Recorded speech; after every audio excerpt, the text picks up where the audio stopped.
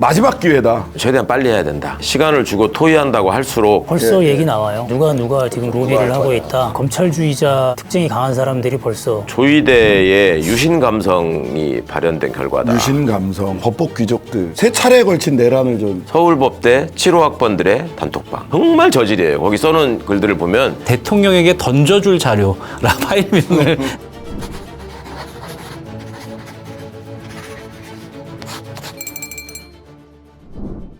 한겨레 TV 대선 프로젝트 제자리로와 조국혁신당의 끝까지 판다 특위가 공동으로 진행하는 특집 방송 전국 사법검찰개혁 1타 강사 대표자 회의.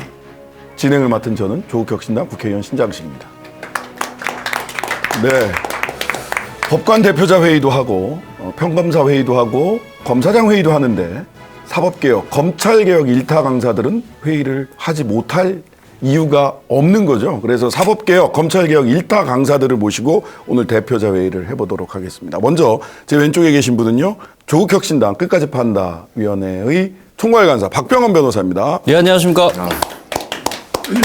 예, 그리고 제 오른쪽에 계신 분은요, 1996년 전두환 노태우 재판을 시작으로 법조 기자가 되셨다고 하는데요. 검찰과 사법부를 저격하는 날카로운 기사와 논설로 유명하신 분입니다. 한겨레 신문의 논설위원 이춘재 선임 기자님 나오셨습니다. 네. 안녕하세요. 반갑습니다. 네, 사법개혁, 검찰개혁의 최강병기 최광욱 전 의원님 함께 자리하고 계십니다. 안녕하세요. 안녕하세요. 네, 전국 사법 검찰개혁 1타 강사 대표 회의. 엊그제 5월 26일 날 전국 법관 대표 회의가 있었는데요. 밥만 먹고 끝났습니다. 왜 이 법관 대표자 회의가 소집됐는지 그 이유를 찾을 수 없는 그런 결과를 내놨어요. 대선에 영향을 줄 수 있으니까 나중에 하겠다. 왜 소집이 됐는데? 라고 하는 질문을 하지 않을 수 없고요.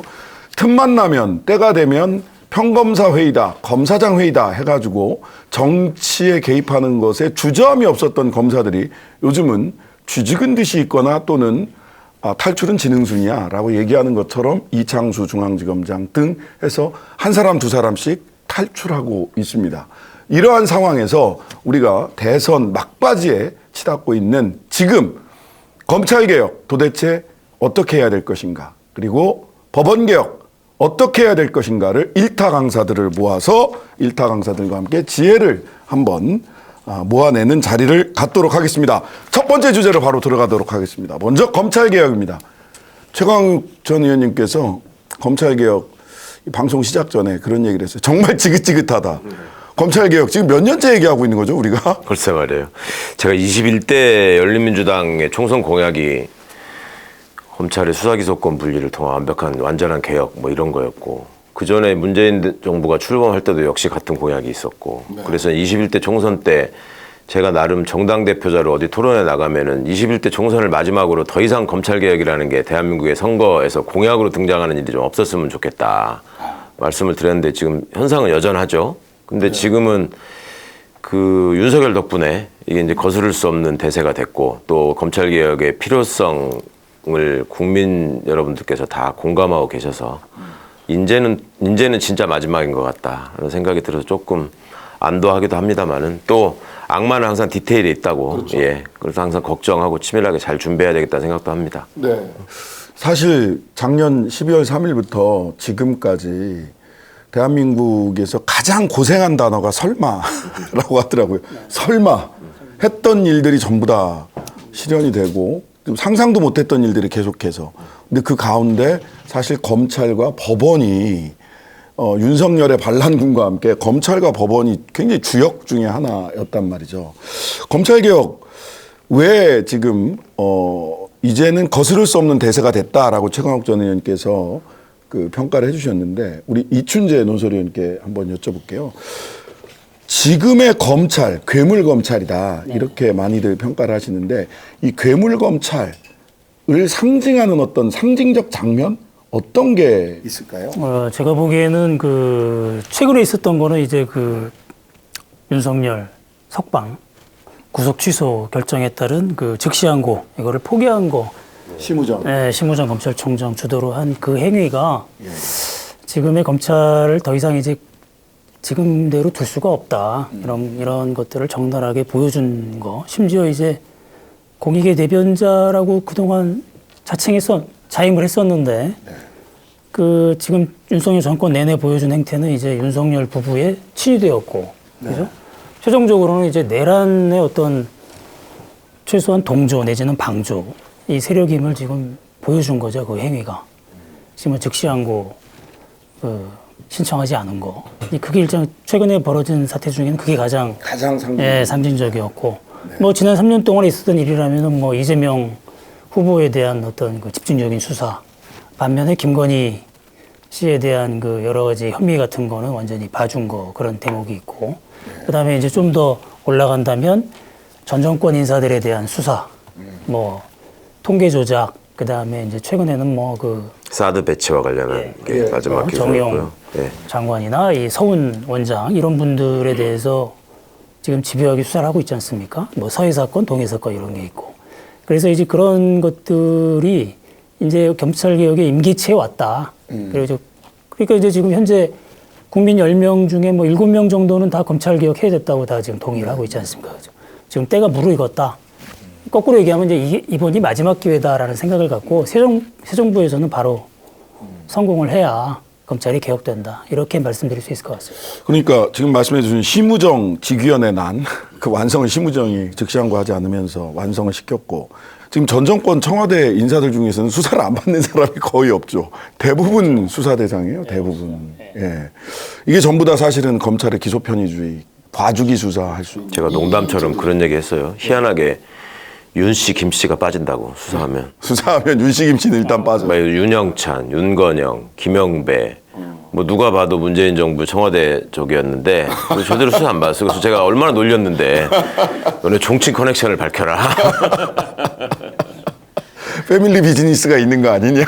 그런 차원에서조차도 예. 우리 박 변호사님은 상징적인 괴물 검찰을 상징하는 상징적 사건 뭐가 있으세요? 당연히 지금 이춘재 의원님께서 말씀하신 구속 취소 결정인데 거기에 대해서 즉시항고를 안 한 것이, 근데 이게 구속 취소 사유가 날짜를 못 맞춘 게 1번 이유잖아요.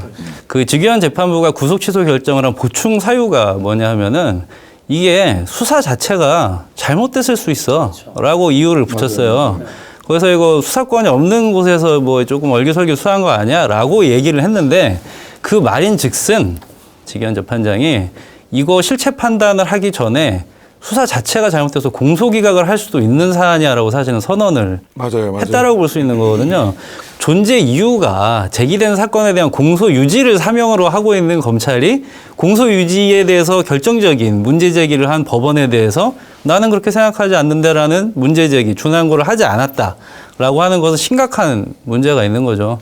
그 모든 걸 떠나가지고 검찰의 존재 이유를 진실로 걷어찬 사건이라고 볼 수밖에 없습니다. 그래서 그 사건이 사실은 제일 위법하다는 거고, 또 하나는 사실은 잘 생각해 보면요, 구속 취소가 만약에 안 되고 진행됐으면 어떻게 됐을까요, 그 재판? 뭐냐면 1년 안에는 못 끝내요. 그렇죠. 예, 물론 뭐 핸드백 사건, 귀걸이 사건에서 추가권 때문에 결국 또 이제 추가 구속은 되시겠지만, 그러면 적어도 6개월 동안은 구속되어 있었을 것이고, 그리고 보석으로 아마도 나올 가능성이 많았겠죠. 재판이 워낙 길어질 재판이니까. 그러면 구속 취소랑 다른 게 뭐냐면 보석에는 재판장이 보석 조건을 붙일 수가 있습니다. 그래서 어디 함부로 돌아다니지 마라. 정치적인 발언을 하게 되면 다시 구속될 수 있다. 그러면 만약에 그런 조건을 붙여서 보석이 됐다면 얼마 전에 내란의 그 부정선거라는 영화. 예, 영화 객석에 앉아가지고 내란을 옹호하고 부정선거의 정당성을 옹호하는 그런 행위를 하는 행동에 대해서 적절하게 재판부가 제한할 그 실체적인 권한을 가질 수도 있었는데 그걸 다 풀어줘 버린 거잖아요. 그래서 여러모로 상당히 적절하지 않았고, 이에 대해서 검찰이 그 이의 제기를 포기한 부분은 상당한 문제가 있었다고 볼 수밖에 없습니다. 최 의원님은 사건 하나 만약 상징적인 거를 하나 뽑아본다면? 글쎄 뭐 다른 저런 거 떠나서 국민들이 보시기에 제일 기막혀 하셨던 게 김건희 조사를 가면서 핸드폰 뺏긴 거 아니겠어요? 네. 그렇죠. 그게 이제 딱 지금 윤석열 검찰의 실상, 그다음에 검찰 왕국의 실체, 이거를 뭐 유감없이 보여준 거라고 생각하죠. 그리고 그것이 또 이재명 부부, 조국 부부에 대한 수사하고 이렇게 오버랩되면서 이것들은 도대체 뭐 하는 것들이냐 이런 게 이제 너무 선명하게 드러난 일이 아니었던가 싶습니다. 요거 관련돼 가지고 사실은 네, 이제 박 변호사님. 윤석열이 구속 취소된 게 사실은 제일 거기에 대한 이제 항의를 하지 않은 검찰이 제일 문제점이다. 이건 모두가 공감을 할 것 같은데 그거 말고도 이제 검찰이 그럼 윤석열 정부에서 잘못한 게 이제 뭐냐. 그 만약에 핵심적으로 하나를 꼽는다면 뭐라고 생각을 하냐면 명태균 사건에 대한 검찰의 태도였어요. 근데 지금 보면은 명태균 수사도 문제인데 명태균이 결국엔 기소가 됐잖아요. 작년 12월 3일 날. 그리고 결국에는 그것 때문에 내란을 걷어풀려고 내란을 한 거다. 이제 뭐 여러 가지 얘기가 있습니다만은. 공교롭게 12월 3일이었죠. 아, 저는 공교롭다는 생각이 안 들더라고요. 예. 그런데 명태균 공소장이 문제가 뭐냐 하면은 명태균이 그런 브로커 역할을 해서 지금 김영선 의원과 뭐 그런 걸 했다는 거 아닙니까? 그런데 명태균이 그렇게 힘을 가질 수 있었던 거는 누군가가 몸통이 있었기 때문에 그 사람의 권위를 빌어서 명태균이 브로커 노릇을 한 거잖아요. 그래서 보통 검찰의 공소장에는 실무자를 한 사람을 먼저 구속 기소하면서 공범으로 몸통을 적시하게 됩니다. 그런데 명태균 공소장에는 뛰어난 명태균이 자신의 자질로 이런 행위를 했다라고 공범기재가 없어, 공범기재 공범기재가. 없이 예. 공소장에 기재가 되어 있어요. 더 놀라운 거는 공소장의 이제 수사 기록 중에 수사 보고서가 4건이 지금 작성된 것이 지금 언론 보도에서 확인이 되고 있습니다. 예. 윤석열과 김건희가 이 공천에 관여하고 심지어는 21년도에 진행됐던 국민의힘 그 대선 후보 경선에서 여론을 조작했다라고 하는 혐의 사실도 어느 정도 지금 파악이 돼 있는 보고서가 4건이 들어있거든요. 그러면 윤석열 대통령이 뭐 불소추 특권 때문에 그 부분에 대한 기소는 좀 접어뒀다고 하더라도 공범인 것이 명백했던 김건희에 대한 기소와 수사 검토는 이루어졌어야 되는 거거든요. 그래서 그 부분이 지금 딱 누락된 채 명태균 수사, 명태균 기소가 이루어졌는데 이 부실 수사조차도 불안해가지고 윤석열 대통령은 전 대통령은 내란까지도 일으켰다. 이렇게 보여져서 이 사건은 대선 이후에는 좀 철저하게 좀 규명돼야 될 사건이라고 생각이 듭니다. 대선 끝나고 나면 철저히 규명돼야 될 사건이 한두 개가 아닌데 그렇죠. 예. 제가 이제 상임위원회가 정무위원회하고 운영위원회예요. 그러다 보니까 국민권익위원회, 국가인권위원회 뭐 이런 데를 전부 다 제가 이게 살펴볼 수밖에 없는데 여기에 와 있는 검사 출신들 정말 말도 안 되는 일들을 그냥 해요. 그냥 막 합니다. 상식적으로. 그 판사 출신들도 마찬가지예요. 근데 거기 와 있는 국민권익위원장은 판사 출신. 그다음에 부위원장은 검사 출신. 둘이서 아주 쿵짝쿵짝 합니다. 방송통신위원회 같은 경우도 부위원장이 김태규 또 탈출했어요. 어제 사표 냈더라고요. 그러죠. 인권위원회에 와 있는 검사들. 안창호 원래 검사 출신인데 헌재 재판관 출신이라고만 보시지만 원래 검사하다가 처음으로 헌재 재판관 된 양반이잖아요. 검사 출신이에요. 공안검사 출신입니다. 거기에다가 그 김용원, 이충상 뭐 이런 분들 보면은요. 와 정말 이래도 되나 이렇게 비상식 몰상식한가. 그러니까 검찰이 그 기소권을 함부로 남용하는 것, 함부로 봐주게 하는 것. 뿐만 아니라 검사 출신들이 국가기관을 장악해서 이 난장판을 해놓은 거 이거 어떻게 수습할 거냐.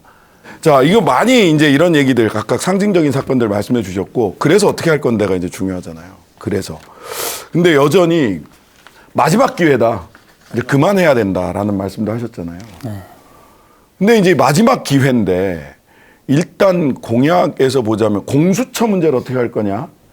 그 이재명 후보는 공수처를 더 권한도 늘리고 강화하겠다. 근데 이제 김문수 후보나 이준석 후보는 폐지하겠다라는 거고요. 그 다음에 인적 청산하고 제도적 개혁 이거를 동시에 진행할 수 있냐? 또는 뭘 먼저 할 거냐? 또는 뭐 민생에 집중하면서 조금 뒤에 제도적 개혁은 가야 될 거냐? 이런 등등등의 이제 난제들이 앞에 있습니다. 정권이 바뀐다고 하더라도 우선.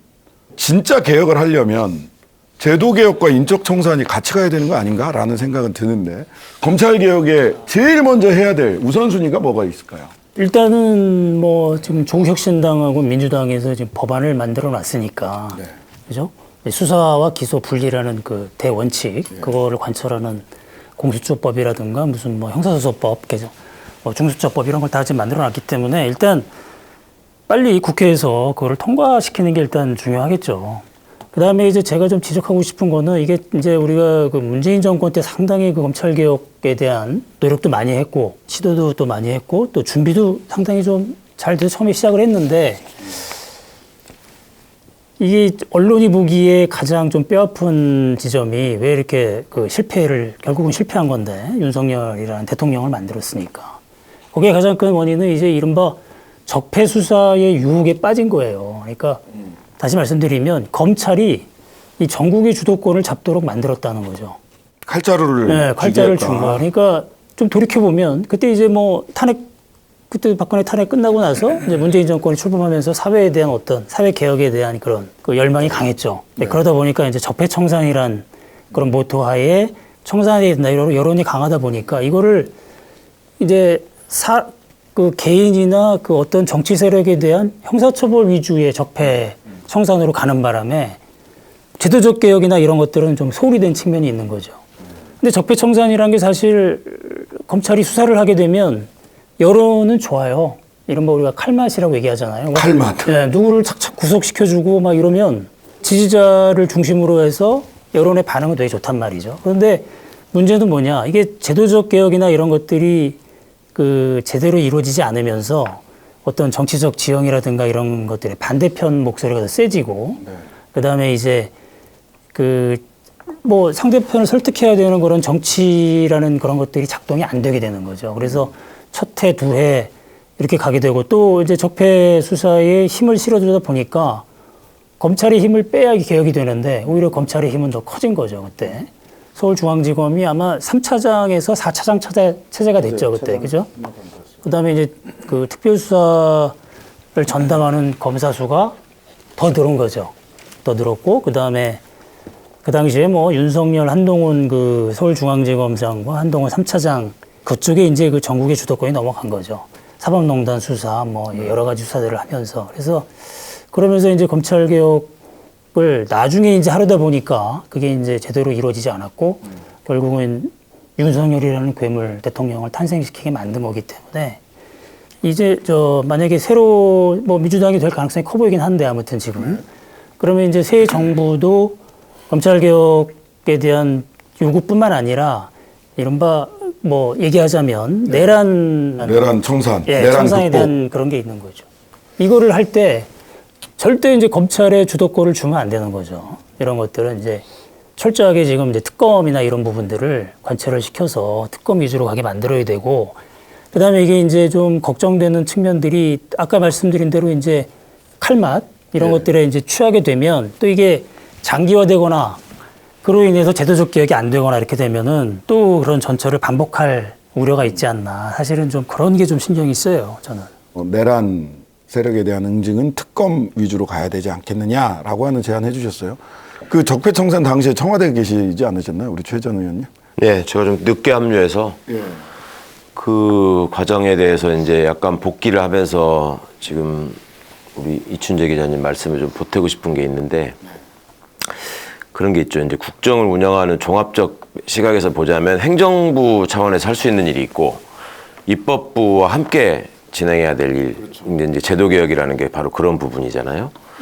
근데 문재인 정부 초기의 상황을 보면 지금 시민분들이 많이 잊어버리고 있는 게 20대 국회가 있을 때였단 말이에요. 맞아요. 그때는 이제 의석수가 모자랐죠. 네, 의석수가 모자라서 뭔가 그 정광석화 같은 제도적 개혁 이런 걸 할 수 있는 여건이 안 됐고 또 하나의 한계가 아까 잘 지적해 주신 것처럼 적폐청산을 향한 국민적 염원 이게 있었고 그다음에 뭐 진영의 한계라고 할까 하는 거는 민주 진보 진영이 한국 사회에서 가지고 있는 항상 좀 아쉬움이 있다고 제가 노무현 참여정부 때부터 느꼈던 게 일단 인간의 이성에 대한 그러니까 이성적 인간에 대한 신뢰가 있죠.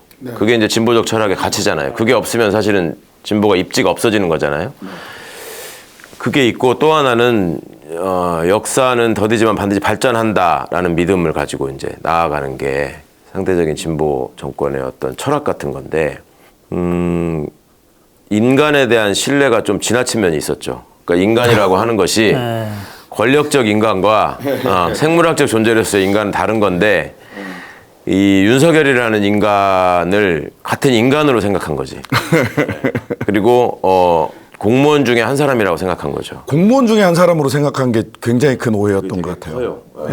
아니 그 같은 인간이라고 생각한 것도 되게 커요. 결론적으로 보시면 저는 처음부터 저건 인간이라고 하기에는 좀 모자란 면이 너무 많다라는 주장을 해오다가 요즘 이제 그게 확인돼서 상당히 그래도 억울함을 좀 덜었다고 생각하면서 좀 편안해진 면도 있긴 한데 그리고 너무 세게 얘기하는 거 아니냐 뭐 이런 얘기를 하셨었죠. 근데 늘 저는 그 소리를 들었던 사람이니까. 그런데 공직자가 아니죠, 일단 기본적으로. 그리고 뭐 겉으로 공익의 대표자라는 허울을 뒤집어 쓰고 사익의 옹호자로서 또 그 조직 전체를 사조직으로 전락시킨 것들이 지금 검사라는 타이틀을 달고 국민 위에 군림하려고 했던 것이고 또 그 정치적인 경험, 역사적 경험을 통해 사실 대한민국 검찰이라는 게 어떻게 역할과 권한을 확대해 왔냐면 일단 독재 부역하면서 그 안온한 생활을 평안한 생활을 누리다가 민주화가 진행되면서 이제 언론, 재벌과 함께 대표적으로 수혜를 입었죠. 그러니까 합법성의 외피를 띠고 있기 때문에 권력이 의지했던 어떤 수단들을 다 대체하면서 권력의 진공 상태를 메꾸는 그런 과정을 겪어오면서 생긴 나름의 노하우가 있었단 말이죠. 그게 상당히 노련한 노하우가 있단 말이죠. 그거는 사실상의 정당처럼 행세하는 거죠. 언론을 효과적으로 검찰당. 운영하면서. 예. 그다음에 어떤 세상의 어떤 정부 조직에 그것도 외청장의 발언이 내지는 경로가 그렇게 실시간으로 보도되고 그게 이슈가 되는 나라가 어디 있었는가를 생각해 보면 그러니까 나름 그 민정수석실이 관할하는 소위 기역자기관인 권력기관이라는 데가 나름 다 힘께나 쓴다는 기관들인데 어디 한순간이라도 국정원장이 경로했다, 국세청장이 경로했다, 감사원장이 경로했다 뭐 이런 기사는 본 적이 없거든요. 그렇죠. 근데 왜 검찰에 대해서만 그렇게 했을까? 이것도 군사 독재와 또 박근혜 국정농단이 낳은 폐해가 쌓여서 거기에 이제 좀 덧붙여진 면이 있는 거죠. 그러니까 저는 검언유착이라고 하는 것이 과거부터 좀 있어 왔지만 그게 어떻게 떼낼 수 없을 정도로 결착돼 버린 게 저는 박근혜 국정농단 특검 때 그 뿌리가 확실하게 내려졌다고 생각해요. 그때 언론 브리핑을 정례화하고 그다음에 그때의 기사를 지금 되짚어서 보면은 당시에 특검 구성원들을 굉장히 미화하는 기사들이 많습니다. 맞아요. 한동훈이가 뭐 무슨 와이셔츠를 입었네, 뭐 그 대변인이었던 이규철 변호사가 무슨 코트를 입었네, 뭐 코트가 몇 개네, 뭐 그따위 기사가 막 양산됐어요. 그러면서 그 과정에서 이 사람들이 아 우리가 힘을 합치면 정권도 얼마든지 무너뜨릴 수 있고 얼마든지 정권도 만들어낼 수 있다라는 자신감을 얻었고 그 짓거리를 문재인 정부 내내 했었다. 그 생각을 합니다. 그리고 문재인 정부의 구성원들은 자, 이 지경까지 왔는데 사실은 민주진보 진영에서는 생각하지도 않았던 박근혜 국정농단과 탄핵이라는 일이 이어졌단 말이에요. 이 지경까지 왔는데 그래도 저것들이 땀만 먹고 이상한 짓을 하지는 않겠지. 그리고 국민들의 눈이 있고 80%가 넘는 압도적 지지가 있는데 엉뚱한 일을 꾸미지는 않겠지. 이런 기초적인 신뢰가 여전히 있었던 거죠. 그러다 보니까 개도구록도 다 놓치는 일이 결국 생기고 말았는데 지금 그래서 이제 새롭게 출범하는 정부가 명심해야 할 것이 아까 우리 신장식 의원께서 처음에 던졌던 질문 제도개혁과 인적청산을 어떻게 병행할 것이냐.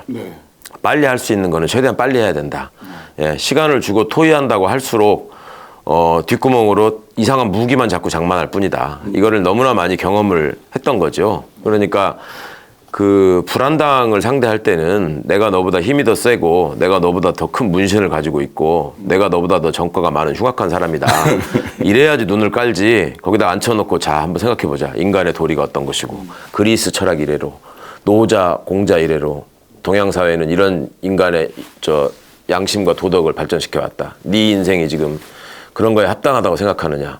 그 백날 얘기해봐야 졸기만 합니다. 그러니까 이제 그런 거 그만하고 이 새 정부 들어서 지금 이미 제출돼 있는 법안들을 신속하게 처리하고 그리고 더 이상의 쓰잘데없는 논쟁을 자꾸 만들지 말고 그리고 이제 다행히 조국 혁신당의 과거 민정수석실에 있으면서 그 디테일을 가지고 장난쳤던 그 요물들을 다 상대해본 경험이 있는 수많은 인재들이 있단 말이에요.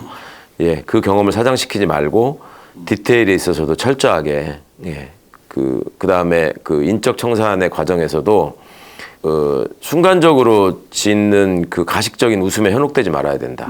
이게 이제 제가 이 민주진영의 국회의원들을 보면서 청와대 있을 때도 참 인사검증을 하는 과정에서도 참 답답했던 것 중에 하나가 계속 비주류의 삶을 살아왔기 때문에 이런 어떤 권력기관에 껐덕거리고 잘 나가는 것들과의 이 공유하는 경험이나 인맥 같은 게 별로 없어요.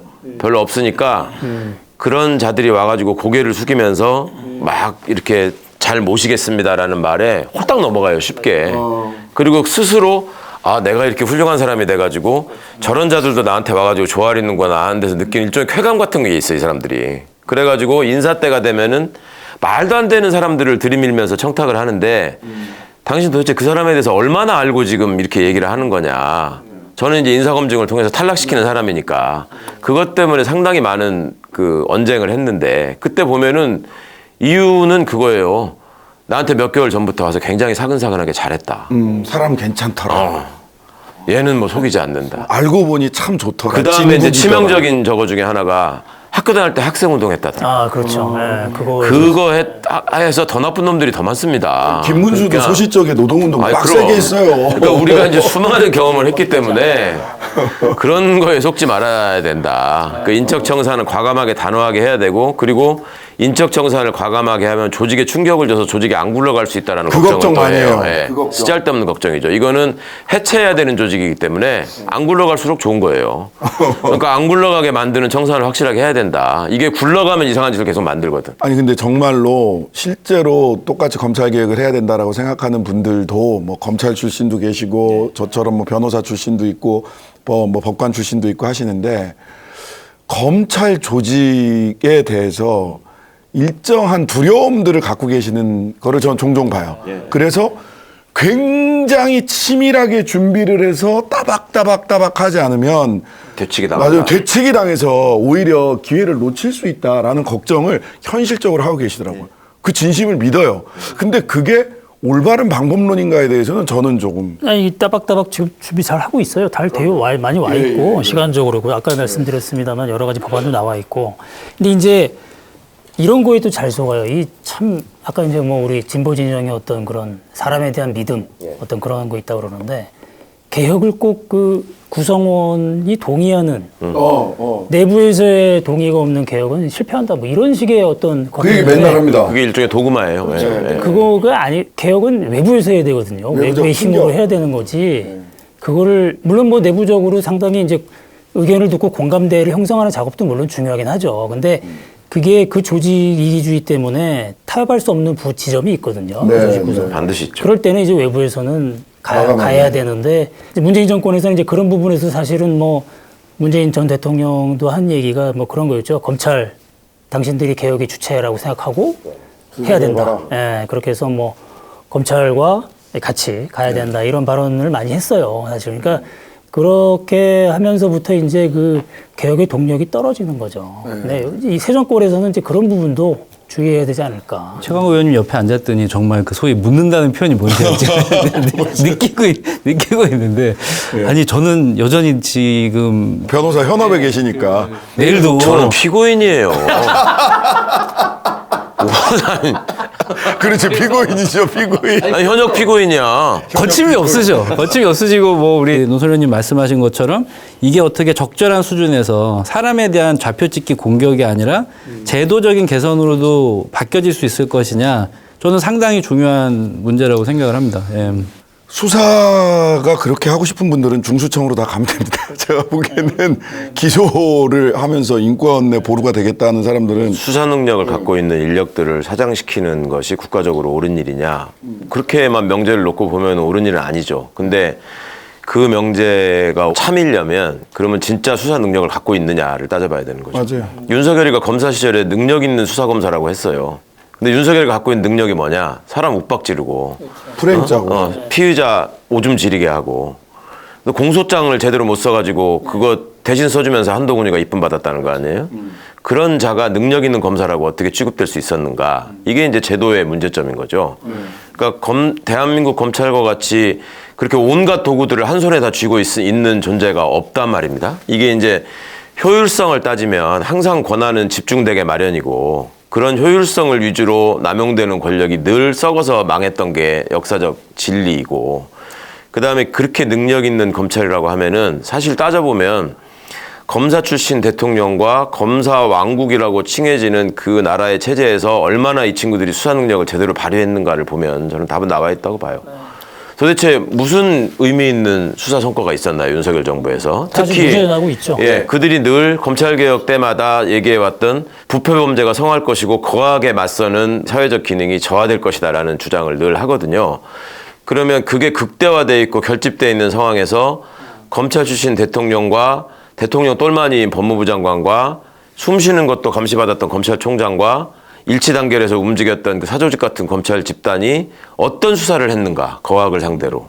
아무것도 안 했단 말입니다. 하다못해 김건희, 윤석열은 그렇다 치고 재벌, 무슨 언론, 종교 집단 뭐 이런 거에 대한 수사를 한 게 있느냐. 그게 전혀 없단 말이죠. 그러면 이 능력이라고 하는 것이 어느 부분에서 비롯돼서 어떻게 발현되는 것인가를 재설계해야 될 필요가 왔다. 시기가 왔다. 그래서 저는 그냥 극단적으로 표현했습니다마는 니들은 지금부터 안 굴러가는 게 나라를 위하는 길이다. 예, 이렇게 정리를 한 거고요. 그리고 이제 이 수사기관이 분리됐을 때 생기는 장점, 이거를 우리가 내란 수사 과정에서 일부 경험을 했어요. 맞죠. 국가수사본부를 만들어 놓고 어쨌거나 그다음에 공수처가 출범해 있고 하니까 검찰이 이거를 한 손에 쥐고 장난쳤을 때 예상할 수 있었던 그 황당함이 상당 부분 사라지고 네. 사실은 이게 그렇게 정착되기 전까지 소위 공조수사본부가 정해지기 전까지 약간의 혼란이 있었거든요. 그럼 민주당 내부에서도 윤석열을 구속할 때까지는 검찰이 주도를 해서 하게 해야 한다. 네. 그런 얘기가 있었죠. 그런 얘기가 상당히 유력하게 있었습니다. 제가 그거를 바깥에 있는 백수가 그거 막아낸다고 사방에다가 전화해서 악쓴 기억이 있는데 왜 그러냐 또 지금. 그러니까 이제 그런 거예요. 다 보면 옛날에 다 겪어봐놓고 또 막상 닥치면 아 그래도 이렇게 해야 되는 거 아니야? 이런 거를 떨치지 못하더라고요. 여전히. 사실 그 문재인 정부 시절에서 추진했던 검찰개혁이 사실 검수원복 뭐 이렇게 되면서 다 무력화된 거 아니냐 이제 이런 평가도 있는데 저는 이번에 내란 관련해서 경찰청의 국수본, 그 다음에 결정적으로 공수처가 그렇게 막 비판도 받고 뭐 실력 없다 뭐 등등등 얘기를 들었지만 공수처 없었으면 저 체포해서 기소할 수 있었을까? 그렇죠. 불가능한 일이에요, 사실은. 그렇죠. 딴 걸 다 떠나서 저는 문재인 정부 검찰개혁에서 성과로 가장 중요하게 좀 짚고 넘어가야 될 것은 어쨌든 공수처를 출범시켰다는 거예요. 거의 공수처 법에 기소권하고 사실은 수사 범위가 이게 일치하지 않으면서 발생하는 좀 어려움이 있긴 했지만 어쨌든 공수처가 수사권 기소권을 가진 공수처가 이번 내란 국면에서 굉장히 중요한 역할을 했다. 공수처가 원래는 그 검사 50명, 수사관 70명이어서 120명이었어요, 사실은. 네. 근데 그거를 그 당시 장관께서 그 검찰 쪽 로비를 받은 거죠. 그래서 절반으로 다 줄었어요. 검사 25명, 뭐 수사관 30명 이런 식으로. 네. 그래서 그거 가지고 공수처 반대했던 금태섭 당시 민주당 의원이 따져요. 아니 나는 공수처 반대로 한다지만 이렇게 줄여가지고 이게 되겠냐. 할 거면 더 하지. 아니 원래대로 가셔야 되는 거 아니냐라고 했더니 네. 뭐 검찰에서 뭐 또 중복되는 게 있고 어쩌죠 이렇게 답을 흐리시죠 그분이. 그때 또 의석 구조가 또 큰 영향을 미쳤죠. 이게 이제 결국 이게 법안이 될 때 보면은 마지막에 가장 큰 영향을 미친 게 바른미래당의 권은희 의원이었어요. 권은희 그거 혼자서 의원이었어요. 온갖 장애물을 만들어 놓고 이거 다 들어주면은 막판에 또 요구하고 이런 식으로 하면서 딱이 빠지고 기름 빠지고 하는 상황에서 결국은 그때는 제가 청와대에 있을 때인데 법이 통과될 때 과정에서는 요구할 수밖에 없었던 거는 어떻든 법을 통과시켜달라. 출범하는 게 중요하다. 이런 상황에 간단 말입니다. 그러니까 이게 아까 제가 말씀드릴 때 국정을 운영하는 데 있어서 입법기능이라고 하는 걸 절대 배제하고 생각하면 안 된다라고 하는 게 이제 그런 부분이거든요. 그런 면에서 보자면은 이번 정부는 사실은 입법과 관련해서는 입법부와 벌써 이번 정부라네. 아직 대선은 끝나지 않았는데요. 새 정부에서는 전혀 어색하지 않은 게 더 이상해요. 다들 아무도 문제의식을 못 느끼셨어. 대선 결과에 따라서는 그 입법과 그 행정부에서의 어떤 제도개혁이라고 하는 부분이 인적 청산과 제도개혁이 동시에 두 바퀴가 같이 굴러갈 수 있다라는 호조건에서 시작하는 거는 분명한 것 같습니다. 그 오히려 걱정인 것은 그거죠. 인적 청산을 그래 하다 치자. 그러면 누가 메꿀 거냐. 이 사람이 또 부족해요. 그 부분에 대해서 굉장히 심각하게 고민하고 벌써 있는 지금 것으로. 벌써 얘기 나와요. 그러니까 이제 누가 지금 로비를 하고 있다. 거기 이제 거론되는 사람들 중에는 기자들이 보기에 검찰주의자 특징이 강한 사람들이 벌써 그렇죠. 예, 로비를 하고 그런 있다고 분들은 그러더라고요. 빼야 돼. 이 검찰개혁 관련된 이야기를 이제 일부를 정리해야 될 시간이 됐는데요. 다음에는 이제 사법개혁, 법원개혁과 관련된 이야기 할 건데요. 저는 사실은 이런 생각을 해봅니다. 검찰의 연성 쿠데타가 처음 시작된 것은 2019년 조국 전 대표와 그 가족들에 대한 그 수사, 이거는 그냥 조국이 미워서 한 것이 아니라 대통령의 인사권에 대한 정면 도전이었잖아요. 실은 일개 외청장이 대통령의 인사권, 행정권에 대해 정면으로 도전을 한 것이고 그것을 검찰권을 가지고 한 거라서 연성 쿠데타가 시작된 거다. 그리고 더 앞으로 넘어가 보면 노무현 전 대통령에 대한 억지 수사, 억지 기소. 그리고 지금 또 요 최근에 놓고 보면 또 이재명 후보에 대한 억지 기소.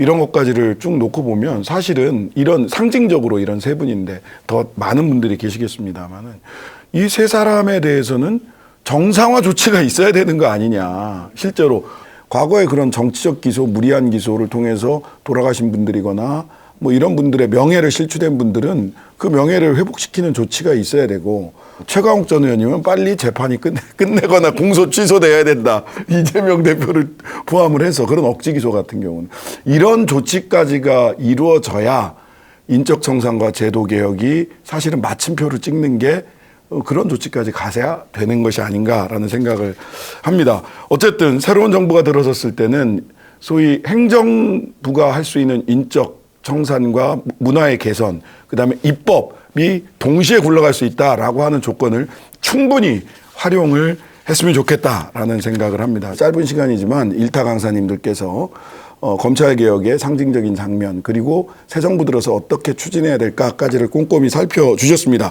이렇게 검찰개혁과 관련된 이야기 일타 강사회의에서 일부를 정리를 하고요. 잠시 후 2부에서는 법원개혁, 조희대 직위원, 제2의 조희대, 제2의 제3의 직위원이 없을까?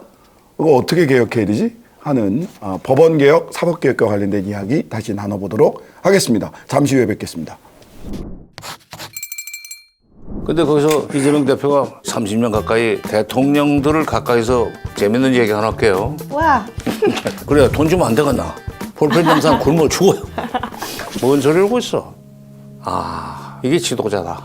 내가 노무현 대통령에 대해서는 한 가지 추억이 있어요. 내가 나가도 되나? 세상에 제일 싫은 게 그런 자식들이야 진짜. 자칫하면 조선 후기처럼 될 수 있거든요. 저 지시 때마다 그 생각해요. 이런 역사를 가진 나라 갖고 와보세요. 명분 없는 정권에 명분 없는 주장과 딱 터졌죠. 이제 보수는 아젠다가 없어요. 냉정히 말할 수 있어요. 쉽게 정치해온 거죠. 조희대가 뭐라고 떠들더라도 판사는 이렇게 하면 안 된다고. 판사는 이게 부러졌다 진짜. 근데 아무 말도 안 해. 9명이 진짜 개혁이다. 정권 바뀌면 니네 진짜 개혁하겠다. 2월 3일 이후 나가라고 그랬어. 그 변호사가 바로 나야. 판사가 부족해서 웃기지 말라고 그래. 이거 들어가는 순간 우리가 바라는 언론개혁이 그건 아니라는 거지. 이재명 포비아라고 하잖아요. 유일하다시피 하게 이재명 한결의 얘기를 해보고 싶어요. 언론개혁과 노무현은 뗄래야 뗄 수가 없죠. 한 용감한 사람이 용감한 일을 신문 가판에 반응하지 마. 전화를 하죠. 내 거 빼줘. 그쵸. 나중에 김영삼이 스스로 불거든요. 몰래 했어요. 봐준 거야. 이미 시작되었다. 역시 우리가 주체였어.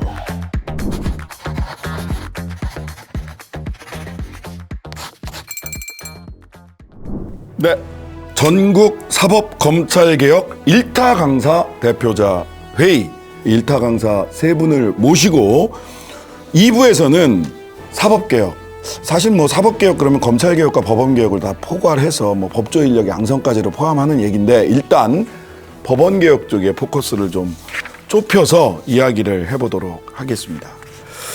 전국 법관 대표자 회의가 있었습니다. 아시다시피 전국 법관 대표자 회의는 이재명 후보에 대한 파기환송, 이례적인 정말 볼 수 없는 여러 가지 절차적인 이상한 일들을 해가면서 유죄 취지 파기환송을 했단 말이죠. 이것 때문에 소집됐습니다. 이것 때문에. 근데 밥만 먹고 헤어졌잖아요. 도대체 사람들이 여전히 궁금해하는 거는 조희대는 왜 그랬을까입니다. 도대체 많은 추측은 있지만 조희대는 왜 그랬습니까? 이춘재 논설위원님.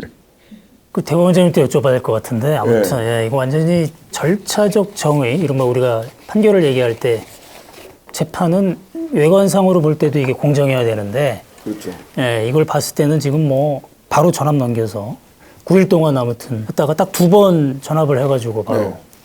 그것도 이제 원심을 뒤집은 거잖아요. 파기환송하면서.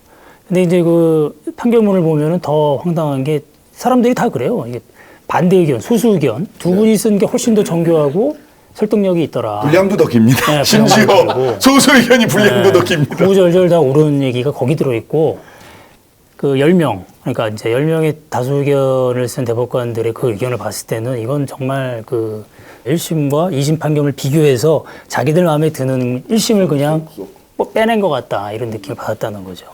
저도 이제 읽었을 때 그런 느낌이 들던데 그래서 절차적 정의와 그다음에 이제 내용적인 그런 문제들이 다 갖고 있는 이런 판결이기 때문에 진짜 묻고 싶어요. 조희대 대법원장 저 기자들이 한번 이렇게 만날 기회가 있으면 네. 한번 물어봐야 될 것 같아요. 도대체 왜 그러셨는지. 예, 이해가 안 가는 판결이죠. 의도는 사실상 선거 개입 아니냐라고 하는 게 이제 전국 법관 대표자 회의를 소집해 달라고 목소리 높였던 뭐 그 많은 부장판사님들급이 꽤 있던데 이런 서울중앙지법의 뭐 김주옥 부장판사라든지 이런 분들은 사실상 선거 개입 아니냐 이게. 거기에 대한 대법원의 항변이 까마귀가 날았는데 배가 떨어졌을 뿐이다라는 식의 항변이죠. 근데 사람들은 왜 너는 오얏나무 밑에서 각근을 그렇게 여러 번 고쳐매는 거냐라고 여러 얘기를 한 건데 여러 가지 충격적인 장면이 있었죠. 첫째는 파기환송을 했더라. 라는 결론에서 이제 1차적으로 충격을 받았고 그게 이제 그 시기에 전원합의체 판결을 통해서 했는데 그따위 판결문을 쓸 줄 몰랐다. 그러니까 전원합의체 판결이라고 하는 거는 다 법 공부해보신 분들은 교과서보다도 훨씬 더 중요하게 생각하는 텍스트예요. 그게 그 한 건의 사건에서 끝나는 게 아니라 향후의 판결에서도 일종의 지표가 되는 판결인데 그렇게 수준 낮은 전원합의체 판결의 다수 의견을 저는 30년 법조 생활에 저는 본 기억이 없습니다. 어떻게 이럴 수가 있나. 그다음에 절차적으로도 그렇게 촉박하게 무리하게 서울고등법원의 행태가 또 더 가관이었죠. 그러고 어떻게 공교롭게 다수 의견과 소수 의견이 갈라지는 지점이 임명권자한테서 생기느냐. 이게 너무나 충격적이었던 건데 저는 이제 1차적으로는 조의대의 유신 감성이 발현된 결과다. 유신 감성. 70년대에 대학을 다니면서 그 나치의 법 이론을 개수한 유신헌법으로 공부한 자들의 철학적 빈곤이 너무나 드러났다라는 생각을 먼저 감출 수가 없고요. 또 그 시절을 살아온 사람의 어떤 지성의 측면에서 보자면 그 세대의 사람들이 공유하고 있는 단톡방을 제가 몇 개 본 적이 있습니다. 네. 예를 들면 경기고등학교 뭐 7위학번들의 단톡방, 서울법대 7호학번들의 단톡방 뭐 이런 것들을 본 적이 있는데 정말 참혹해요. 그러니까 길거리에서 성조기운 들면서 외치는 분들은 순수하기라도 해. 이것들은 교활하기까지 하고 정말 저질이에요. 거기 써놓은 글들을 보면 지금도 문재인 숨겨놓은 금괴 찾으러 가야 된다 그러고 진짜 가관입니다. 그런데 그런 자들이 지금까지 한국에서 굉장히 학식과 경력을 갖춘 파워 엘리트를 행세하고 있었어요. 이게 우리의 비극이고 이게 계엄 사태를 통해서 그 민낯이 드러났다는 게 상당히 다행스러운 일이라고 생각하는데 근데 그런 감성과 그런 지성의 측면에서 보자면 너무나 당연한 일을 한 거예요. 이 사람은 사명감을 갖고 했다고 봐요. 그러니까 학교 교육도 제대로 받지 못한 불안당이 난데없이 족보도 없는 법조인 타이틀을 달고 있다가 대통령까지 되는 꼴은 내가 못 보겠다. 나라를 구해야 된다. 나라를 지켜야 된다. 이런 식의 아주 이상한 애국심이 발동한 결과로밖에 저는 볼 수가 없더라고요. 아무리 여러 가지를 이해해 주려고 해봐도 도대체 이해할 수 있는 측면이 없어요. 그거는 다른 면으로 사법부의 수장이라는 자가 내란이 벌어졌는데 여태까지 한마디도 한 적이 없어요. 뭐 그렇죠. 그다음에 법원이 그렇게 파괴됐는데도 한마디도 한 적이 없어요.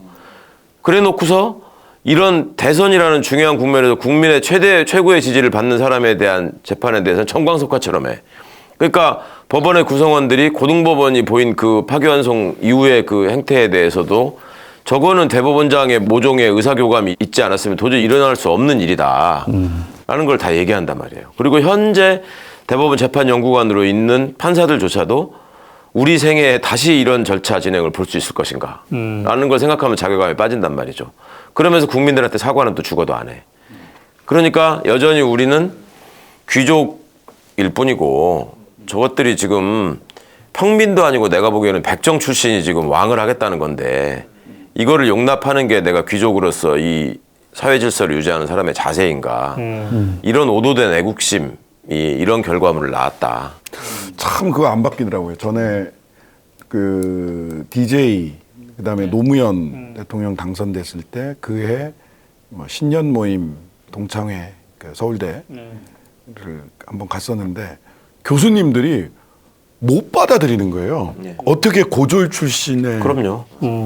이거를 못 받아들여요. 교수님들이. 이 사람들이 나이 지금 60, 70 돼가지고도 모이면 앉아가지고 고등학교 3학년 모의고사를 3월 달에 내가 1등했네, 네가 1등했네 이러고 있는 사람들이에요. 이거 맞아요. 내가 더 공부 잘했는데 그런 하면서 감성을, 끝까지 어떻게 제가 그런 감성을 가지고 이해가 안 되는 거죠. 노무현 정권 때 제가 이제 법조 출입할 때 지금 기억해 보면 검찰 고위 간부들이나 판사들이나 대통령이라는 말을 안 붙였어요. 그렇죠. 노무현이가 이런 식으로 했죠. 그러니까 이 사람들의 어떤 생각은 그런 게 있는 거예요. 족보도 없는 그런 출신이. 향소 부곡 출신. 해서 대통령이 됐는데 우리가 이걸 어떻게 받아들이냐. 그러면서 이제 뭐 법무부 장관 강금실 그때 장관 임명했을 때는 검찰 간부들이 거의 뭐 기자들 만나서 밤에 술 먹으면 그렇게 막 상용을 하는 거죠. 그런 식으로 하면서 막 한 얘기를 듣고 아, 이게 참 저항감이라는 게 보통이 아니구나 이런 생각이 들어요. 지금 이재명 후보 같은 경우도 그런 것 같아요. 두 분 말씀 주셨는데 그러면 그게 이제 노무현 대통령 또 우리 소년공 출신 지금 이재명 후보에 대한 이제 반감이냐 있을 수 있는 것 같아요. 그런데 지금 사법파동이 처음이 아니지 않습니까? 2017년 사법파동 때는 문건이 많이 나왔죠. 대법원 법원행정처 심의관들이 만든 문건이 나왔는데 거기에서 대통령을 부르는 호칭이 할매더라. 그때 박근혜 대통령 때였는데 법원행정처의 그 엘리트 판사들이 할매라고 문건을 쓰고 공식적인 문건은 아니죠. 비공식 문건. 법원행정처 내부에서만 소비되는 문건인 겁니다. 그런데 거기에 할매라는 표현을 쓰고 그 다음에 대통령에게 던져줄 자료라 파일명을 쓰는 거죠. 그러니까 지금 말씀하신 것처럼 기본적으로 그런 엘리트 의식이 있는 데다가 그 문건에 보면 그 국민들에 대해서도 국민들은 대법원을 자기 재판을 해주기를 바라는 이기적인 존재라고 그 공식적인 법원행정처 문서에 얘기하는 것처럼 그런 엘리트 의식은 이제 있는 것 같아요. 근데 이제 지금 그런 분노에서 이제 조금만 더 한 겹 이제 들어가 보면은 이 사건이 이제 프리퀄이 있는 거예요. 2017년 사법파동 때 뭐가 드러났냐면 당시 2심 판결에 대해서 우병우 당시 민정수석이 대법원에 이것을 변경해 줄 수 있는 방법을 찾아줄 것을 요청을 합니다. 그리고 그것에 대해서 대법원에서는 법원행정처 심의관들이 이런 논리로 바꾸어낼 것을 이제 준비하는 기한 문서 보고서가 나갔었거든요. 그러니까 자, 그럼 이 재판은 누가 부탁한 것인가서부터가 조사돼야 되는 재판이거든요. 네. 지금 이 판결이 그 이재명 공직선거법 사건 판결이 내려진 4월 29일인가요? 그 무렵은 이미 대통령이 파면돼 있었던 상태예요. 대통령실이 없어요. 그럼 이 청탁을 할 수 있는 곳은 국민의힘밖에 없는 상황 아닙니까? 그 외에는 다른 조직이 안 나오는 거예요. 그게 아니라면 우리 최강욱 의원님이 얘기하신 것처럼 본인의 개인적인 우국 충정의 발로였던지. 근데 의원님도 생각해 보시면은 대법원이 그렇게 내부적인 어떤 동기에 의해 가지고 여기까지 나갈 수 있는 조직이냐라고 하기에는 사실은 기본적으로는 소극적인 조직이거든요. 요청이 왔을 때 반응하는 조직인 것인데 그렇다면 이제 여러 가지 의문이 여기서 제기되는 거예요. 대법원이 누구에게 요청을 받은 거냐. 이것이 이제 조사돼야 되는 그 첫 번째 사건이거든요. 네. 예. 그래서 이제 조사해봐야 되는 거잖아요. 예. 그 조사의 방법이 입법부에서는 청문회를 할 수도 있는 거고 또는 뭐 특검을 할 수도 있는 거고 기존 수사기관이 수사를 할 수도 있는 건데 지금 이제 법원이나 국민의힘이나 이런 쪽의 대응은 뭐냐면 또는 법관들도 대체로 지금 이번에 법관 대표자회의 소집하는데 26명을 못 채워가지고 하루 연장해서 한 명 더해서 26명 됐다는 거 아니에요. 70명은 반대했고 내부 분위기가 성찰 없이 독립을 이야기하고 있어요. 예전에는 법원에 대해서 비판하는 것에 대해서 사실 굉장히 입법부에서도 굉장히 국회에서도 조심했거든요. 겁나는 게 있거든. 이게 피고인인 처지에서 이렇게 막 이야기를 할 수 있는 사람이 몇 안 됩니다. 최강욱 전 의원님 정도 되니까 그런 건데. 근데 지금 법원에 대한 비판이 사실 굉장히 거침없어지고 있어요. 국민들도 그렇고 입법부에서도 그렇고. 근데 이제 사법부 독립을 흔든다라고 하는 프레임으로 간 겁니다. 하나는 청문회하고 수사를 해? 니들이? 감히? 라는 게 하나고, 그 다음에 사법부의 책임을 묻는 여러 가지 제도적인 제안들이 좀 많이 나왔잖아요. 예를 들면 뭐 법 왜곡죄도 있는 거고, 대법관 정수를 늘리자라고 하는 것도 있고, 제한적으로라도 재판소원을 인정해서 헌재에서 한 번 더 다룰 수 있게 하자라든지 이런 부분들이 있는데, 도대체 그 사법부에게 책임을 묻는 것과 사법부의 독립을 보장하는 것, 이건 어떻게 구분될 수 있고 어떤 기준을 가져야 되느냐, 국민들이 헷갈려요, 이거. 이게 근데 예. 2017년 사법파동 때랑 지금 법관 대표회의 분위기가 좀 다르잖아요. 근데 뭐가 차이점이 있나 봤더니 2017년에 이탄희 의원이 사표 던질 때는 법관 사찰 문건이 나왔다라고 하는 게 전국 법관들이 이제 들끓게 한 거죠. 그렇죠. 내가 이 여기로 발령난 게 그것 때문이었구나. 소문으로만 돌던 걸 이제 파악을 했다. 그래서 법관들은 거기에서 거래됐던 여러 가지 재판 의혹들도 있지만 나중에 알게 된 판사들이 내가 법원행정처에 의해서 사찰당하고 평점이 매겨지고 그것은 내 재판의 독립을 침해하는 거지라고 하는 어떤 포인트가 있었던 것 같아요. 근데 이번 사건은 대법원이 좀 재판을 빨리 한 거 아니야? 라고 하는 정도의 생각을 좀 하시는 것 같아요. 한심합니다. 결과적으로 저는 이번 이제 이 과정에서 윤석열과 반란군들이 있었고요. 육사 출신. 그다음에 한덕수, 최상목과 고시 권력이 있었고, 그다음에 조희대와 법복 귀족들 세 차례에 걸친 내란을 저희들 우리 국민들이 겪고 있다. 그게 어느 시점에서 막 중첩되고 동시에 발현되기도 하고. 근데 이 과정에서 우리 국민들이 본 것은 대한민국을 이끌어왔다고 하는 K 엘리트의 파산입니다. 네. 멘탈도 너무 바스락거리고요. 저 무슨 속에 야 저런 판단밖에 못하나? 저걸 못 버텨내나? 위에서 저런다고 저렇게밖에 안 되나? 그 다음에 역사와 철학이나 성찰이라는 것은 찾아보기가 어려웠어요. 그리고 그들의 멘탈리티와 기준은 전부 다 진짜 70년대 유신 감수성에 여전히 가 있다. 또는 1공화국 부산 정치파동 같은 느낌이었거든요. 실제로 그 윤석열이 했던 걸 보면 의회 가서 군인이 국회의원들 끄집어냈던 K 엘리트의 파산이고, 사법부에 대해서 가지고 있던 신화마저도 지금 다 벗겨져 버린 수밖에 없는 게, 지금 빛의 혁명이라고 하는 것이 세계적으로 놀라는 게 주권자들의 축제처럼 행해져 가지고 이제 그 잘못된 권력자를 몰아내는 모습으로 크게 봐서 진행이 됐잖아요. 그러면 시대가 바뀐 거예요, 분명히. 우리가 지금 50대에 있으면서 지금 젊은 청년들에 대한 걱정을 꼰대처럼 하다가 광장에서 벌어지는 그 발랄한 시위의 모습을 보면서 아, 우리는 이제 광장에서 비켜나야 되겠구나, 이런 방송들을 좀 많이 했잖아요.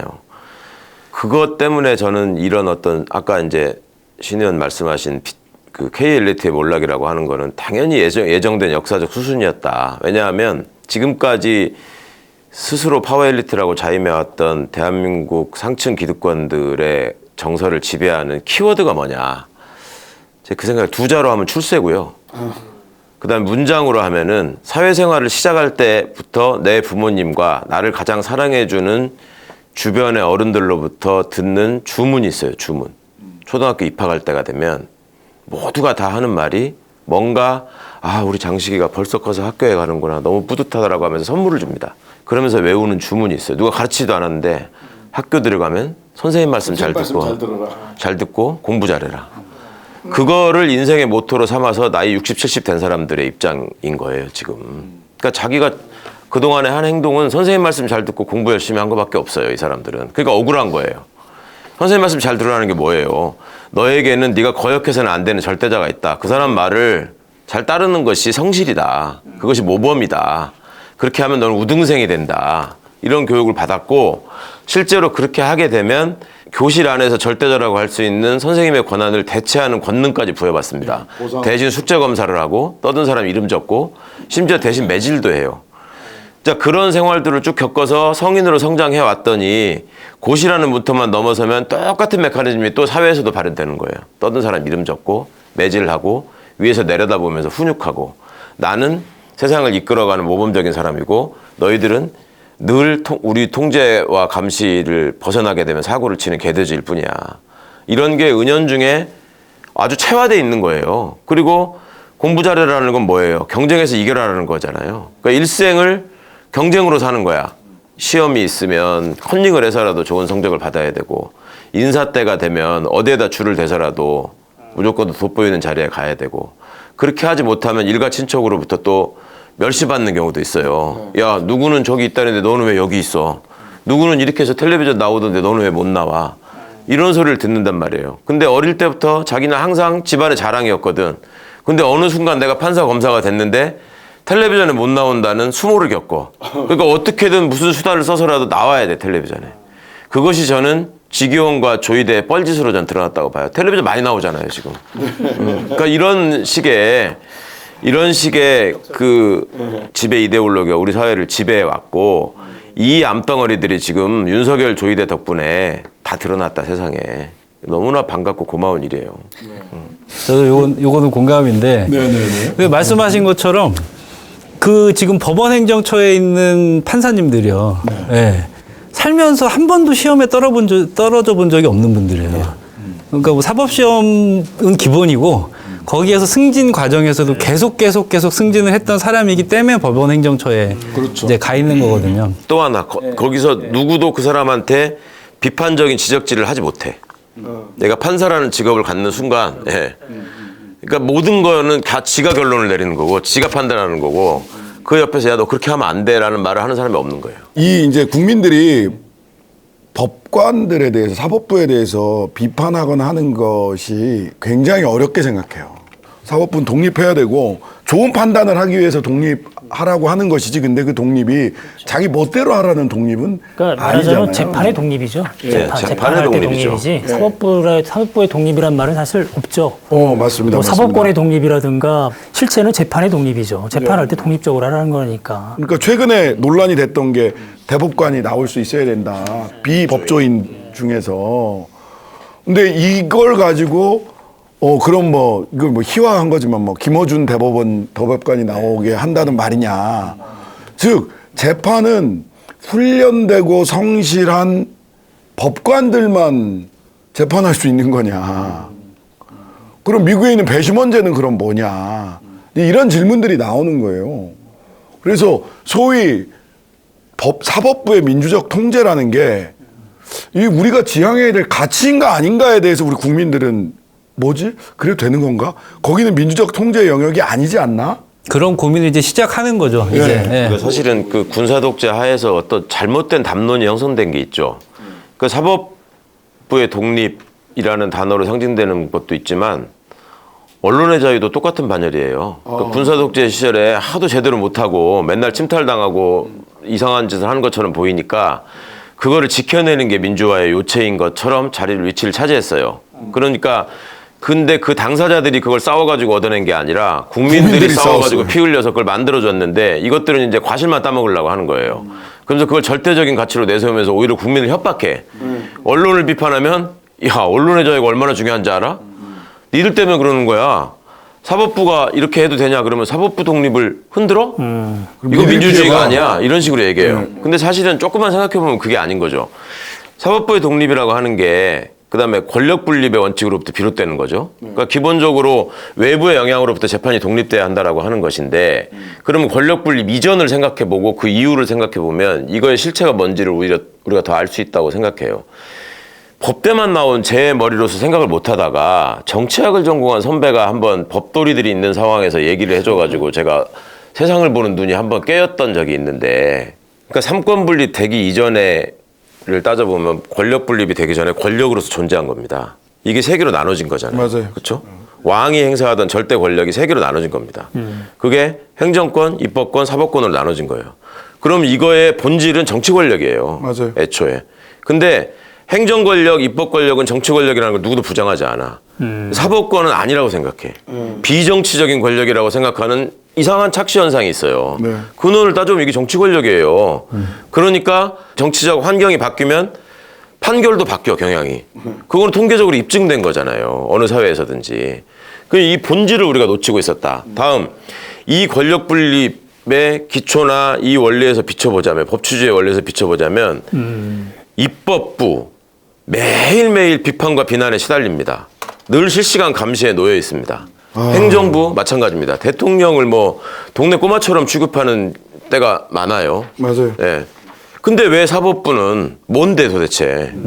아무런 민주적 정당성을 갖고 있지 않은 국민주권으로부터 어찌 보면 제일 동떨어진 임명직 공무원들의 조직인데 여기가 왜 신성불가침의 영역으로 남아가지고 비판도 하면 안 되고 여기는 인력구조에 대한 국민적인 감시를 통한 결과물로서 너네 인력구조를 재배열해야 되겠어? 이런 얘기도 하면 안 되고 이런 경우가 어디냐 말이죠. 그리고 극명하게 드러나는 게 검찰에서 부르면 난 참고인 신분이라 안 간다. 뭐 피의자니까 오시라. 뭐 이런 신랑이라도 있지만 법원은 절대 다수당의 대표도 꼬박꼬박 선거운동 기간에도 출석해야 되는 걸로 알고 안 가면은 국민적 여론의 지탄의 대상이 돼요.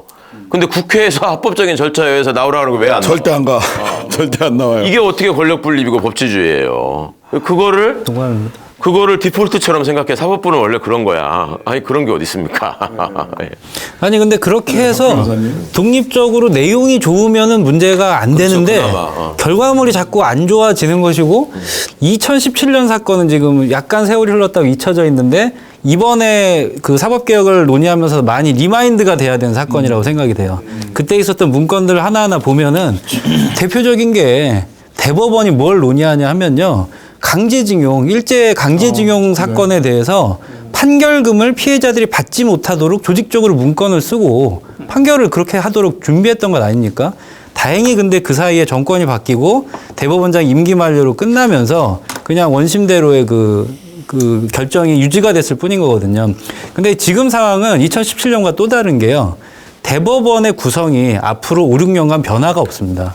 맞아요. 예, 29년, 30년까지 이 체계를 쭉 가는 과정에서 우리가 문제가 있다라고 하는 대법원의 구성을 안고 싸워야 되는 상황이 되는 거거든요.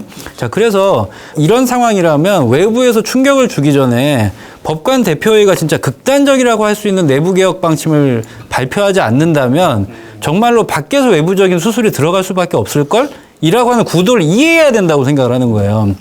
그럼 싸울 수밖에 없는 상황이 되는 거 아닙니까? 그게 이제 2017년 사법농단 때 이제 그런 일이 있었던 거죠. 내부적으로 그게 안 되니까 사실은 검찰 수사로 들어간 거죠. 그때. 그러니까 본질을 따져보면 지금 삼권 분립파의 그 수장들이 구성원들에 미치는 영향력을 보시면 국회의장이 제일 허탈하고 맞아요. 대법원장이 제일 셉니다. 사실은. 대통령도 대법원장보다 못해요. 그 내부에서 그렇죠. 대법원장은 모든 권한을 다 쥐고 있어요. 대법관 임명권을 그게 사실상 완전히 다 갖고 있기 때문에. 제왕적으로 군림을 하는 건데 선출된 권력도 아닌데 상당히 문제가 있는 거죠. 그 고시 1차 공부를 하던 후배들한테 질문을 던져놓고도 서로 헷갈렸던 질문이 있어요. 공무원이라는 게 4가지 종류가 있지 않습니까? 일반직 공무원, 특정직 공무원, 별정직 공무원, 정무직 공무원 이렇게 대별하잖아요. 교과서적으로. 대법원장하고 대법관도 공무원이잖아요. 분명히. 그렇죠. 이 사람들 어디에 해당해요? 대법원장하고 대법관이. 법관은 특정직 공무원에 해당합니다. 검사, 군인, 경찰관 그렇잖아요. 대법관하고 대법원장은 어디에 해당하냐고. 생각해보세요. 우리가 생각해본 적이 없어요. 맞아요. 그거를. 생각해본 적 없어요. 그죠? 좀 황당하죠. 국무총리 어디에 해당해요? 정무직 공무원이잖아요. 그래서 국회의 동의를 받는 거예요. 맞아요. 대법관도 국회의 동의를 받잖아요. 정무직 공무원이에요. 본질이.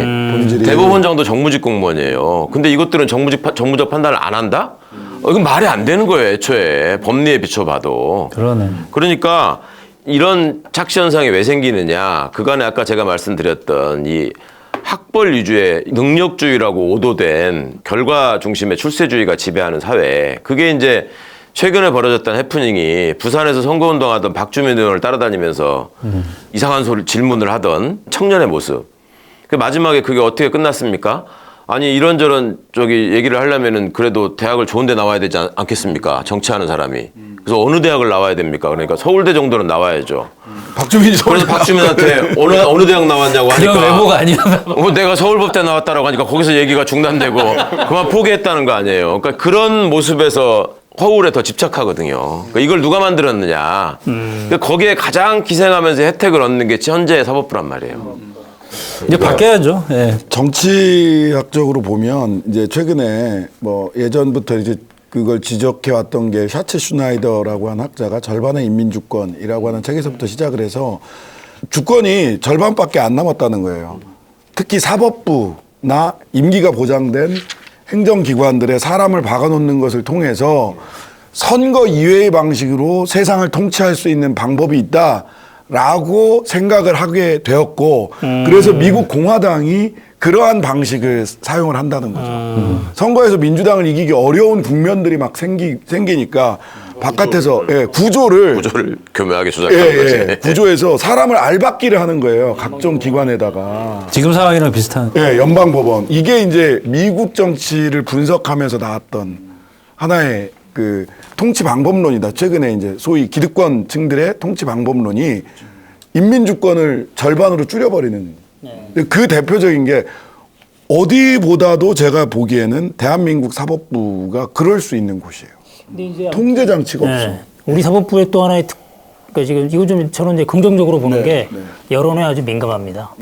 법관들이. 그래서 이번에 뭐 이재명 후보의 다른 사건들 전부 다 연기를 하잖아요. 그러니까 지금 그 조희대 대법원에서 냈던 상고심 판결에도 불구하고 오히려 더 이재명 후보에 대한 지지율이 올라가고 이러니까 법원에서 이제 그런 것들을 감안하는 거죠. 그래서 제가 드리고 싶은 말씀은 일단 이 여론이 좀 제대로 그런 걸 압박할 수 있으면, 그러니까 그 좀 고상한 말로 한다면 시민이 깨어 있으면 법원도 이제 그런 것들을 의식 안 할 수가 없는 거죠. 눈치를 본다. 네, 눈치를 볼 수밖에 없는 거. 그리고 이제 아까 말씀하신 대로 여러 가지 제도적인 측면들, 대법원장의 그 정말 제왕적 권한 이거 축소하는 거는 반드시 필요하고요.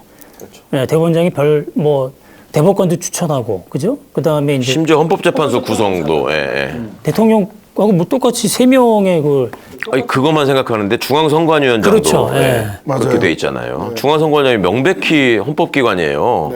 의전서열도 높아요. 그런 문제 있고, 그 다음에 이제 가장 또 시급한 게 제가 보기엔 저희 언론들이 보기에는 판결문을 전면 공개해야 되는 거죠. 그거 정말 중요합니다. 정말 그거 중요한 중요하죠. 건데. 그거 정말 중요해요. 판결을 지금 제대로 하고 있는지를 보려면 판결문을 보면 알 수 있거든요. 지금은 그러니까- 돈 내고 보고 있습니다. 아니, 그걸 다 뭐 다 돈 내고도 다 못 보고 법원 가가지고 줄 서가지고 보야 되고. 아니 근데 더 웃긴 건 법원 내부 전산망에는 모든 판결문이 이미 전자화해서 들어있다는 거예요. 그러니까 저는 정말 말이 안 되는 건데. 권한만 오픈하면 되거든요. 그러다 보니까 프로야구에서 ABS 도입하듯이 맨날 스트라이크 볼 가지고 논란이 많으니까 AI 판사를 도입하자 이런 얘기가 나오거든요. 근데 저는 사실은 AI 판사 도입되면 지금까지 원래 데이터대로 그 결론이 나오는 거기 때문에 대한민국 판결이 굉장히 보수적이란 말이에요.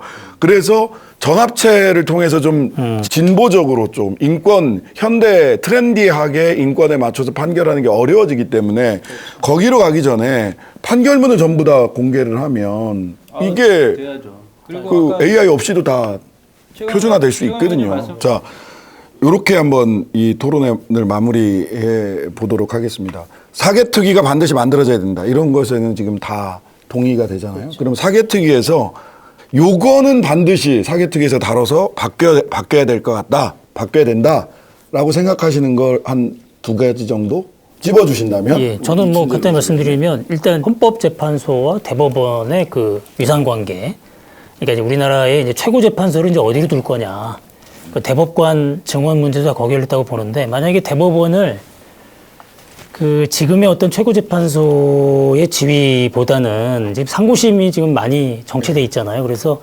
상고심을 전담하는 만약에 그런 법원으로 만든다면 그리고 이제 헌재가 최종적으로는 최고재판소가 되겠죠. 그렇게 간다면 대법관 증원은 뭐 그렇게 지금 지금 원벤치 룰을 이른바 그 전원합의체를 할 수 있는 그 정도 숫자로 고집할 이유가 없는 거죠. 네.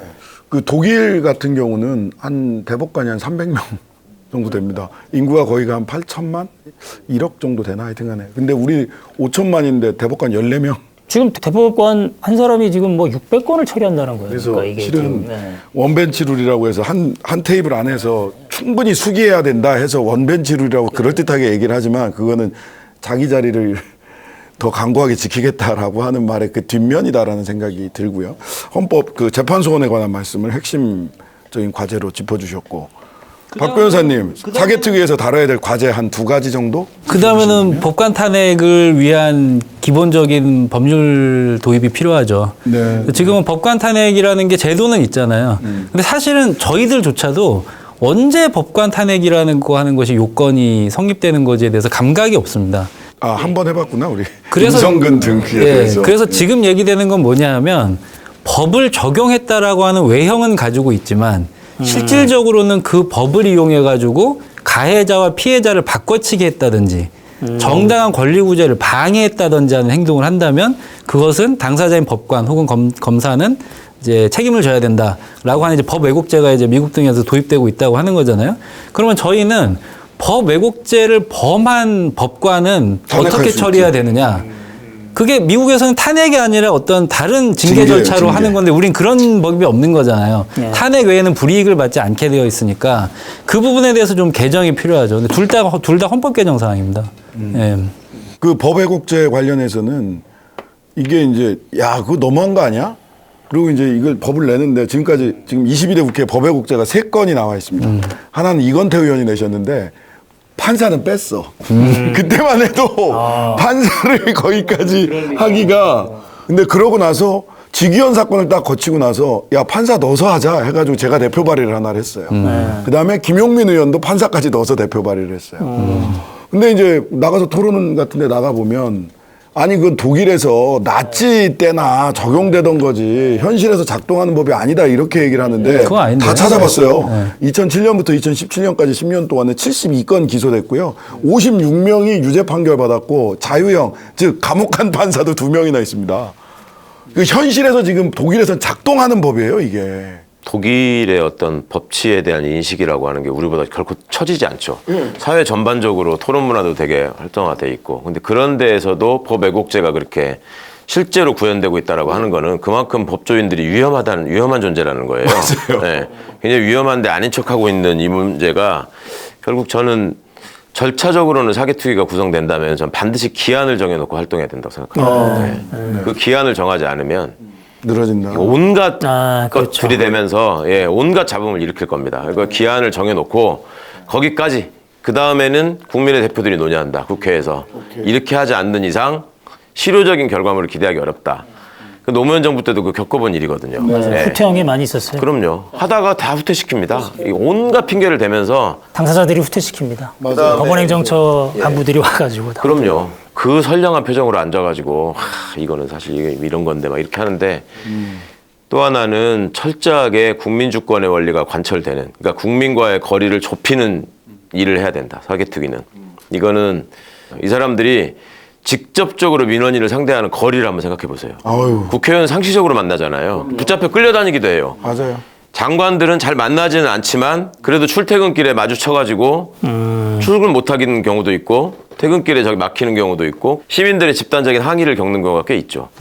대법관들은 그런 경험이 없죠. 그렇죠. 없죠. 그러니까 이 거리를 좁혀야 한다. 판결문 공개하는 문제도 그렇고 이 문제도 그렇고 국민들이 얼마만큼 여기에 참여하는가 참심제가 맞냐 배심제가 하냐 하는 문제도 그렇고 전부 다 주권자와의 거리를 좁히는 것.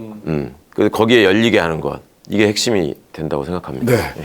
자, 사법개혁특위가 필요한 시점이 됐습니다.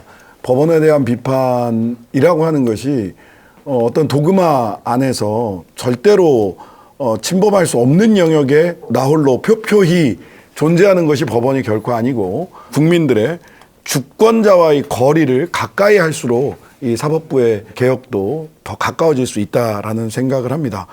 마지막으로 이런 말씀을 드리고 싶습니다. 위안부 판결을 받으신 분들, 그다음에 강제징용 판결을 받으신 분들이 얼마 전에 그 자제분이 이런 얘기를 했더라고요. 이재명 판결하는 것처럼 우리 아버지 판결도 좀 빨리 해주지. 빨리 해달라고. 대부분 돌아가셨어요. 예, 대부분 돌아가셨어요. 거의 100세가 다 되셨어요. 생존하신 분들도. 그 대법원이 지금 이야기하고 있는 절차적 정의라고 하는 것이 이렇게 다른 방식으로 적용되고 있습니다. 새로운 정부에서 검찰개혁과 함께 법원, 사법개혁을 할 수 있는 사개특위 역시 활발하게 논의가 되고 정해진 기한 안에 주권자와의 거리를 좁히는 결론을 내올 수 있기를 바라봅니다.